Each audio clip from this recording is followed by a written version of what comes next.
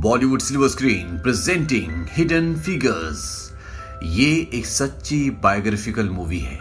ये कहानी शायद आपको आपकी जिंदगी में बहुत कुछ सिखा दे। ये फिल्म सन 2016 की टॉप 10 फिल्मों में से एक फिल्म है जिसे ऑस्कर में बेस्ट पिक्चर के लिए भी नॉमिनेट किया गया था। ये कहानी शुरू होती है सन 1961 से। ये वो वक्त था जब काले और गोरों का भेदभाव अमेरिका में बहुत ज्यादा था। ये वो वक्त था जब वर्ल्ड वॉर 2 को खत्म हुए कई साल बीत चुके थे और अब हर देश धरती से निकलकर दूसरे ग्रहों पर जाना चाहता है। यहाँ पर 3 लड़कियों को दिखाया जाता है। ये तीनों की तीनों अफ्रीकन अमेरिकन लेडी हैं। इनकी गाड़ी सड़क पर खराब हो जाती है और तभी वहां पर एक पुलिस की गाड़ी आती है। ये उससे डर जाती है क्योंकि इस वक्त अफ्रीकन्स की जो अमेरिका में रहते हैं उनकी कोई इज्जत नहीं होती। उन्हें बिना किसी गुनाह के भी जेल में डाल दिया जाता था। ये तीनों की तीनों नासा में काम करती हैं और जब पुलिस को ये पता चलता है कि ये सब नासा में काम करती हैं तो वो उनसे सख्ती से बात नहीं करता बल्कि वो उनकी मदद करता है, क्योंकि ये वो वक्त था जब रशिया भी इसी तरह के प्रोजेक्ट्स पर लगा हुआ था और अमेरिका चाहता था कि उनसे पहले वो अंतरिक्ष में यानी कि चांद पर पहुंचे और इसके लिए नासा में बहुत जोरों शोरों से काम चल रहा होता है। और ये तीनों नासा में ह्यूमन कंप्यूटर होते हैं, यानी कि ये नासा के लिए कैलकुलेशन का काम करते हैं, क्योंकि इस वक्त कंप्यूटर मशीन इतनी एडवांस नहीं थी कि उस पर पूरी तरह से विश्वास किया जा सके। इसीलिए नासा अपनी सारी कैलकुलेशन के लिए बाहर से लोगों को हायर करता था। इन तीनों में से एक का नाम कैथरीन जॉनसन होता है जो कि मैथमेटिक्स में बहुत शार्प होती है। दूसरी का नाम मेरी जैक्सन। मेरी एक इंजीनियर बनना चाहती है और तीसरी जो इनकी सुपरवाइजर भी है उसका नाम डोरथी होता है। वहीं नासा में ये दिखाया जाता है कि नासा का हर एक साइंटिस्ट इस बात पर काम कर रहा है कि कैसे किसी यान को पृथ्वी की कक्षा से बाहर भेजा जा सकता है, यानी कि अंतरिक्ष में भेजा जा सकता है। और नासा की टेंशन और भी तब बढ़ जाती है जब ये काम रूस उनसे पहले कर देता है। दरअसल रूस अपने एक यान को पृथ्वी की कक्षा से बाहर भेजने में कामयाब हो जाता है और उसमें एक आदमी भी होता है, एक एस्ट्रोनॉट भी होता है जिसका नाम होता है यूरी गैगैरिन। और ये इस दुनिया का पहला ऐसा इंसान था जो पृथ्वी की कक्षा से बाहर अंतरिक्ष में गया था और ये हुआ था 12 अप्रैल सन 1961 को। और अब अमेरिका भी एस्ट्रोनॉट्स एस्ट्रोनॉट्स को पृथ्वी की कक्षा से बाहर अंतरिक्ष में भेजना चाहता है। इसके लिए वो कई प्रयास भी करते हैं लेकिन वो सब के सब फेल हो जाते हैं। इनके जो यहाँ पर नासा के डायरेक्टर होते हैं उनका नाम होता है एल हैरिसन और वो चाहते हैं कि रूस से पहले अमेरिका चांद पर जाए, लेकिन इसके लिए इन्हें एक ऐसा यान बनाना होगा जो आराम से पृथ्वी की कक्षा से बाहर जा सके और उसी तरह से बिना किसी दुर्घटना के पृथ्वी पर वापस लैंड कर सके। अब एल हैरिसन को एक ऐसा एम्प्लॉय चाहिए जो एनालिटिक ज्योमेट्री में मास्टर हो और इन्हें ऐसा कोई एम्प्लॉय मिल नहीं रहा होता। पिछले 12 महीनों में ये ऐसे 12 लोगों को बदल चुके हैं और अब मजबूरी में कैथरीन को इन्हें इस डिपार्टमेंट में शिफ्ट करना पड़ता है। आज से पहले यहाँ पर सिर्फ गोरों ने काम किया है और कैथरीन ऐसी पहली ब्लैक लेडी है जो इस डिपार्टमेंट में काम करने के लिए आई है। जब वो अंदर जाती है उसके हाथ में एक बॉक्स होता है, तभी वहां पर काम करने वाला एक आदमी उसके बॉक्स के ऊपर डस्टबिन रख देता है क्योंकि उसे ऐसा लगता है कि ये सफाई करने वाली है। पर जब वो ये बताती है कि वो यहाँ पर काम करने के लिए आई है तो उसे सब के सब बहुत हैरानी से देखते हैं। इससे ये पता चलता है कि उस वक्त कालों और गोरों के बीच में कितना भेदभाव था, लेकिन अब कैथरीन इस डिपार्टमेंट का हिस्सा है। वहीं दूसरी तरफ मैरी को दिखाया जाता है कि अब उसे space capsule heat shield team के साथ काम करना है और इस टीम का काम होता है स्पेस कैप्सूल को सुरक्षित बनाना। स्पेस कैप्सूल उसे कहा जाता है जिसके अंदर एस्ट्रोनॉट बैठकर अंतरिक्ष में जाता है और जब कैप्सूल वापस धरती पर आता है तो धरती के वातावरण से फ्रिक्शन होने से उस कैप्सूल की हीट बहुत ज्यादा बढ़ जाती है और हीट शील्ड का काम होता है उस गर्मी को, उस हीट को कंट्रोल करना। लेकिन कई बार परीक्षण करने के बाद भी, कई बार डिजाइन बनाने के बाद भी वो उसमें कामयाब नहीं हो रहे होते। और जब मैरी अपने सीनियर के साथ उस डिजाइन को देखती है तो वो एक बार में बता देती है कि उसमें क्या कमी है। उसका सीनियर बोलता है कि इंजीनियर के दिमाग वाले को इंजीनियर ही होना चाहिए। मैरी बोलती है कि मैं एक निग्रो लड़की हूँ और मैं असंभव की उम्मीद नहीं रखती, क्योंकि यहाँ पर निग्रो लोगों को यानी कि ब्लैक लोगों को इंजीनियरिंग की डिग्री में एडमिशन नहीं दिया जाता। उसका सीनियर बोलता है कि मैं पोलैंड का एक यहूदी हूँ, मेरे माँ बाप को नाजी कैंप में मार दिया गया था और आज मैं यहाँ पर खड़ा होकर एस्ट्रोनॉट्स को सितारों की दुनिया में भेजने की कोशिश कर रहा हूँ। ये भी नामुमकिन से कम नहीं है। वो मैरी से बोलता है कि अगर तुम वाइट होती तो क्या तुम इंजीनियर बनना चाहती? वो कहती कि अगर ऐसा होता तो मैं आज इंजीनियर बन चुकी होती। वहीं डोरोथी जो यहाँ पर सुपरवाइजर का काम संभालती है, दरअसल वो ऑफिशियली सुपरवाइजर नहीं है। पुराने सुपरवाइजर के काम छोड़ने के बाद उसका सारा काम डोरोथी संभालती है, लेकिन उसे सैलरी सुपरवाइजर की नहीं मिलती और जब वो इस बात के लिए मिसेस मिचेल से बात करती है तो वो उसकी बात को ज्यादा सीरियस नहीं लेती। यहाँ पर डोरोथी को ये भी पता चलता है कि नासा में अब IBM कंप्यूटर आ रहा है और अगर एक बार वो एक्टिव हो गया तो उसके बाद यहाँ पर जितने भी लोग कैलकुलेशन करते हैं उन सब की नौकरी चली जाएगी। और वो ये बात कैथरीन और मैरी को लंच टाइम में बताती है, लेकिन साथ में वो ये भी कहती है कि इन मशीन्स को ऑपरेट करने के लिए कोई ना कोई इंसान तो चाहिए होगा और अब एक ही रास्ता है कि हमें इस काम को सीखना होगा। तभी वहां पर मिसेस मिचेल आ जाती है और वो मैरी को बोलती है कि जो तुमने इंजीनियर ट्रेनिंग के लिए एप्लीकेशन दी थी उसे हम एक्सेप्ट नहीं कर सकते क्योंकि तुम्हारे पास जरूरी डिग्री नहीं है।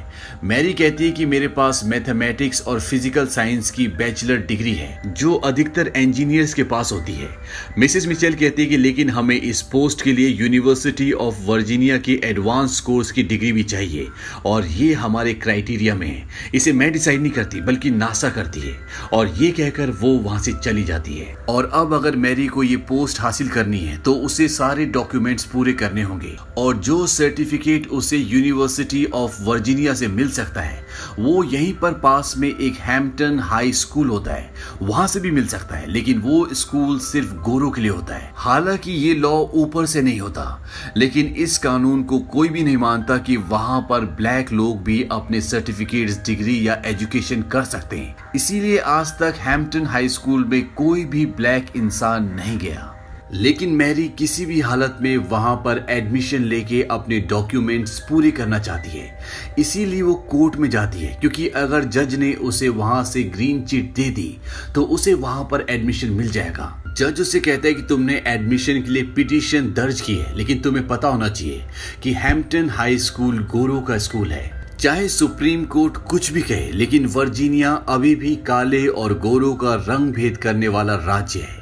मैरी कहती कि मैं आपसे कुछ कहना चाहती हूँ। वो कहते कि आप अपने परिवार में पहले थे जो US नेवी में गए, आप पहले थे जो यूनिवर्सिटी गए और आप पहले स्टेट जज बने जिसे 3 गवर्नर्स ने चुना। जज कहता है कि आप कहना क्या चाहती हैं? वो कहती है कि इस दुनिया में जो भी इंसान पहली बार कोई पहला काम करता है तो उसे ये दुनिया हमेशा याद रखती है, चाहे वो चांद पर जाना हो या कोई और काम हो। वो कहती है कि आज से पहले कोई भी ब्लैक इंसान गोरों के स्कूल में नहीं गया और अगर मैं ऐसा करती हूँ और आप ये फैसला सुनाते हैं तो आपका नाम इतिहास हमेशा याद रखेगा। जज उसकी इस बात से इम्प्रेस हो जाता है और वो कहता है ठीक है, लेकिन तुम सिर्फ नाइट क्लासेस में जा सकती हो। और इस बात से मैरी को खुशी होती है क्योंकि अब वो नासा में इंजीनियर बन सकती है। वहीं दूसरी तरफ डोरोथी अब IBM मशीन को समझना चाहती है, उसकी प्रोग्रामिंग सब कुछ सीखना चाहती है ताकि वो उसे ऑपरेट कर सके। और वो इसके लिए लाइब्रेरी से बुक चुरा के ले आती है क्योंकि जिस लाइब्रेरी में वो बुक होती है वहां पर ब्लैक लोगों को जाना मना होता है। इस वक्त में ब्लैक लोगों के लिए बहुत ज्यादा रिस्ट्रिक्शन थी।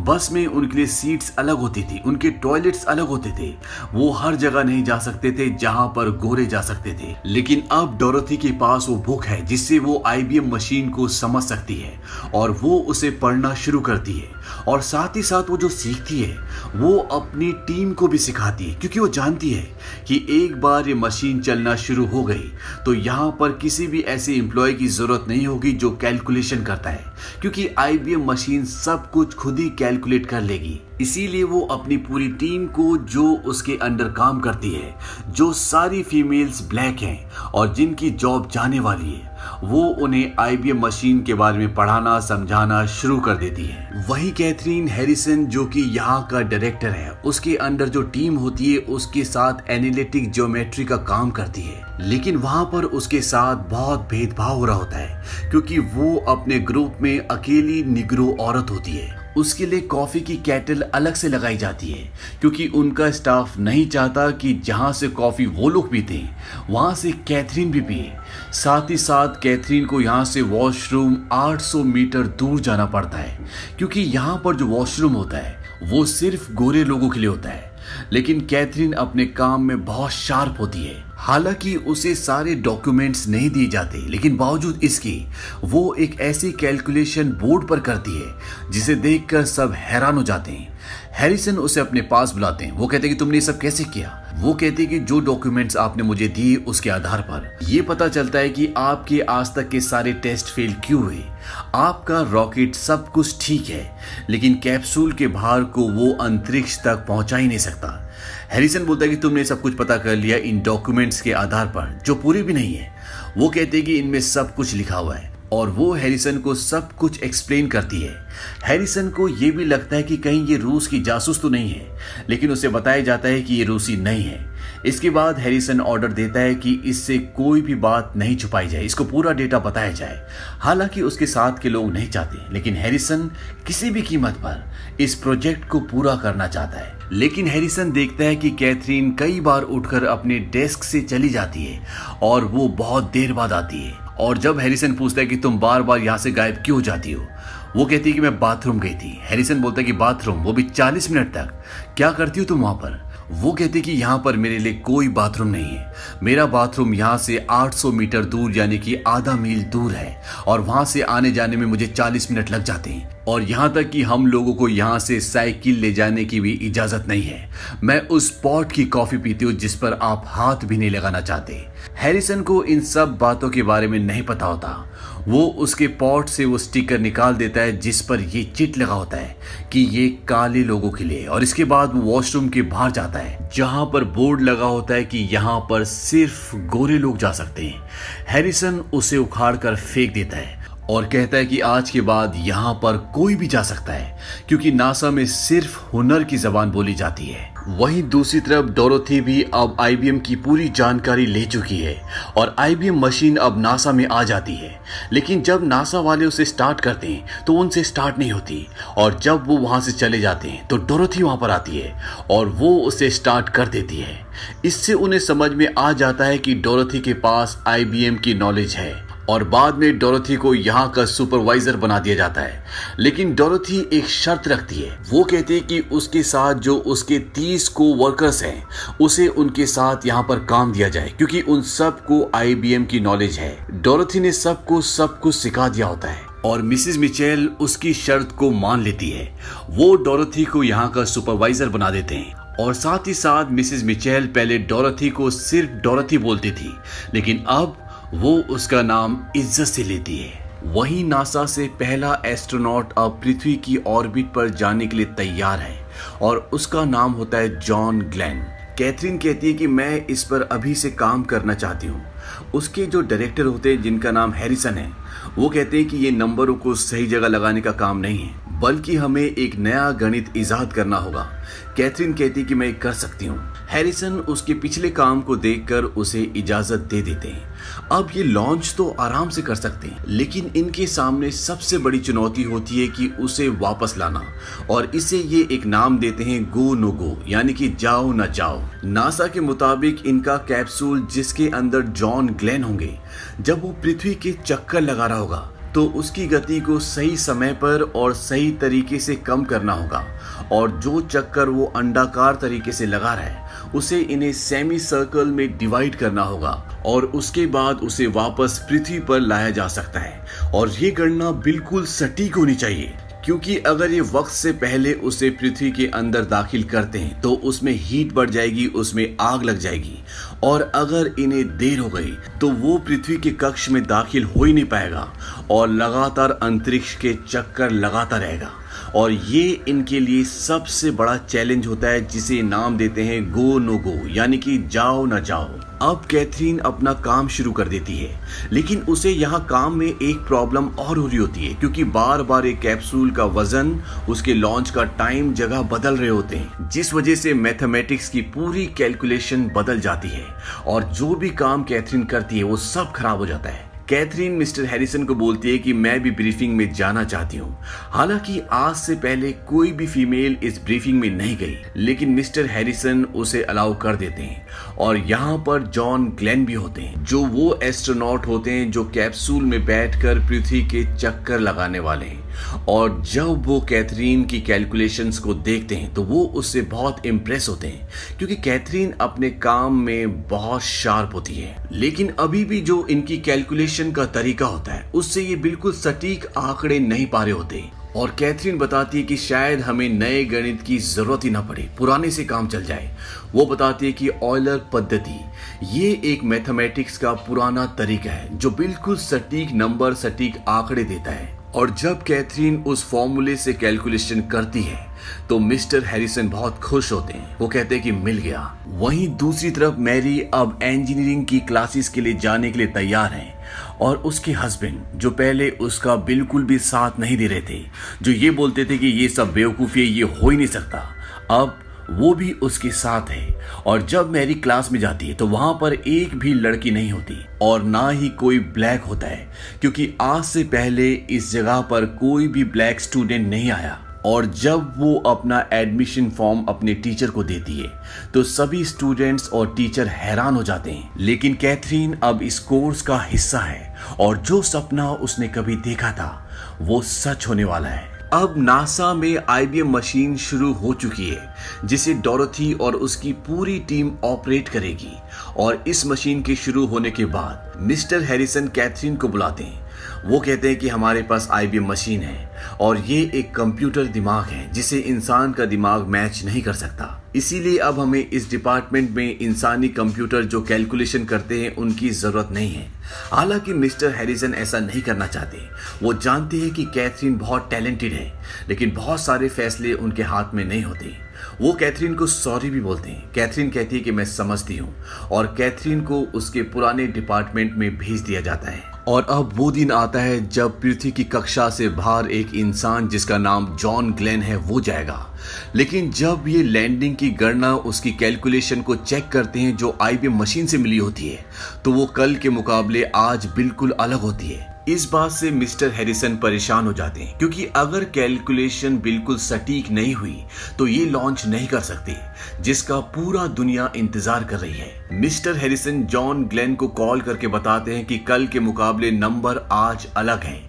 जॉन ग्लेन कहता है कि वो लड़की जिसका नाम कैथरीन है, अगर वो बोल दे कि नंबर सही है तो मैं जाने के लिए तैयार हूँ, क्योंकि मैं जानता हूँ उसका दिमाग तेज है, वो अपने काम में शार्प है। और मिस्टर हैरिसन जो उनके पास आंकड़े होते हैं उसे चेक करवाने के लिए कैथरीन के पास भेजते हैं। कैथरीन उसकी पूरी कैलकुलेशन करके मिस्टर हैरिसन के पास जाती है और उसकी कैलकुलेशन के आधार पर अब लॉन्च हो जाता है। और कर्नल जॉन ग्लेन, जो कि एक कैप्सूल में जिसका नाम फ्रेंडशिप 7 है, उस पर बैठकर पृथ्वी के चक्कर लगा रहे। वो अंतरिक्ष में है और वो पहले अमेरिकन बनते हैं जो ऐसा करते हैं। और ये दिन होता है 20 फ़रवरी 1962।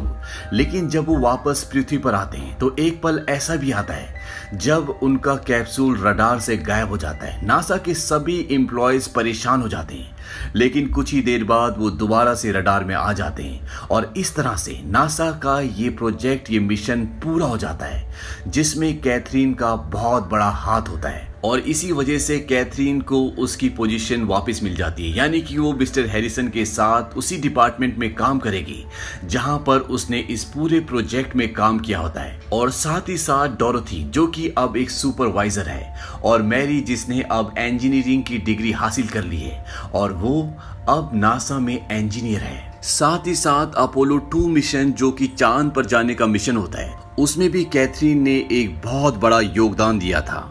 और सन 2016 में नासा ने कैथरीन जी जॉनसन के नाम से एक कंप्यूटेशनल बिल्डिंग बनाई, जो कि उनके काम को देखते हुए उन्हें सम्मान दिया गया था।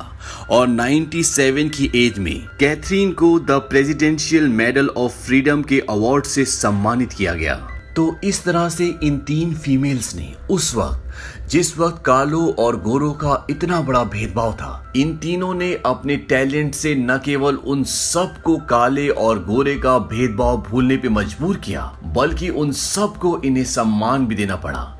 इससे हमें ये पता चलता है कि अगर इंसान के अंदर टैलेंट है तो पूरी दुनिया उसे सलाम करती है। लेकिन किसी भी काम में टैलेंट सिर्फ सोचने से नहीं आता, वो मेहनत करने से आता है, फैसले लेने से आता है, जिंदगी से लड़ने से आता है। और अगर किसी के अंदर टैलेंट है तो ये दुनिया चाहकर भी उसे नकार नहीं सकती, क्योंकि टैलेंट ही एक ऐसी चीज है जो इस दुनिया में अमीर गरीब, ऊंच नीच, पढ़ा लिखा अनपढ़, इन सब को मिटा देती है। तो ये थी कहानी हिडन फिगर्स की। ये फिल्म सन 2016 में रिलीज हुई थी, जिसकी IMDb रेटिंग है 7.8। इस फिल्म का बजट था $25 मिलियन और बॉक्स ऑफिस पर इसने कमाई की थी $236 मिलियन की। उम्मीद करते हैं कि ये कहानी आपको पसंद आई होगी।